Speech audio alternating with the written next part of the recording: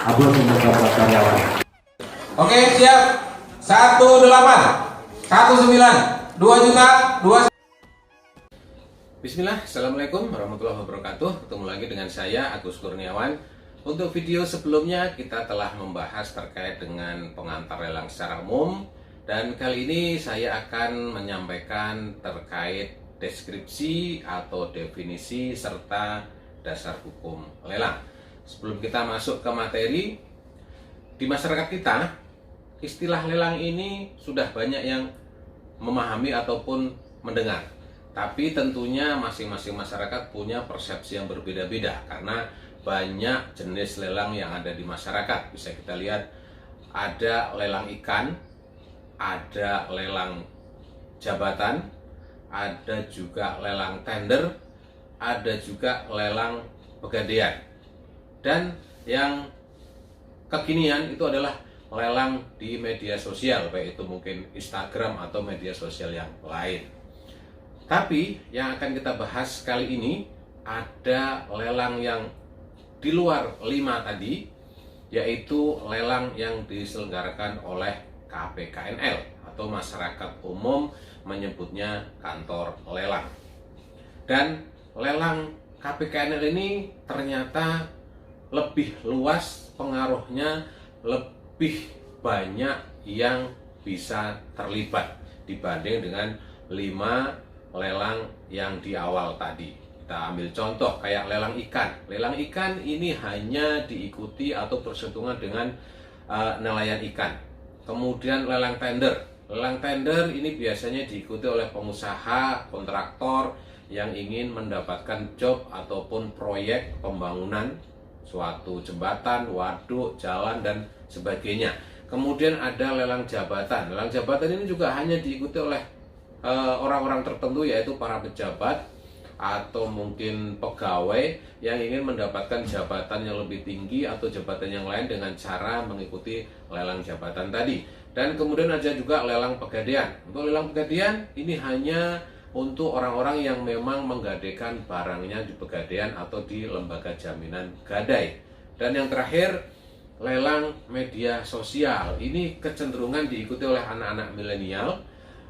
Lelang yang dilakukan oleh mungkin selebriti ataupun selebgram terhadap barang-barangnya yang dijual kepada followernya melalui media Instagram biasanya. Nah, ada lelang yang berikutnya yang namanya lelang DJKN, dan ini sangat luas pengaruhnya. Semuanya bisa terpengaruh, bisa terkena dari pelaksanaan lelang yang diselenggarakan oleh KPKNL. Kita ambil contoh. Pernah kita bisa melihat di TV ada kasus suap, kasus gratifikasi, ataupun kasus korupsi.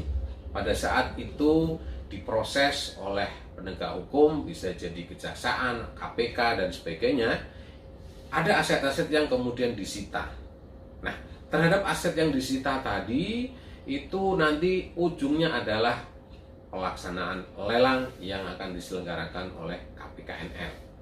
Contoh yang pertama. Contoh yang kedua, pengusaha yang ingin menambah modal atau ingin menambah usahanya dengan cara mengambil modal kerja atau modal investasi kepada perbankan.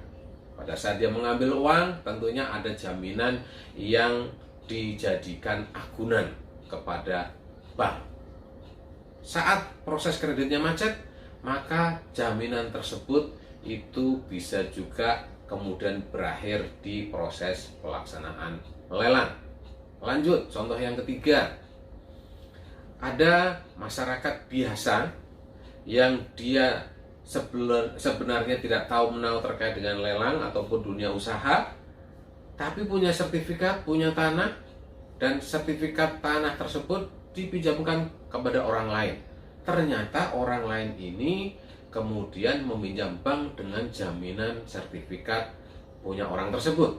Pada saat pengusaha yang menjaminkan tanah orang lain ini macet, maka tanah atau sertifikat yang dipinjam dari pihak lain tersebut juga bisa berakhir di proses pelaksanaan lelang DJKN.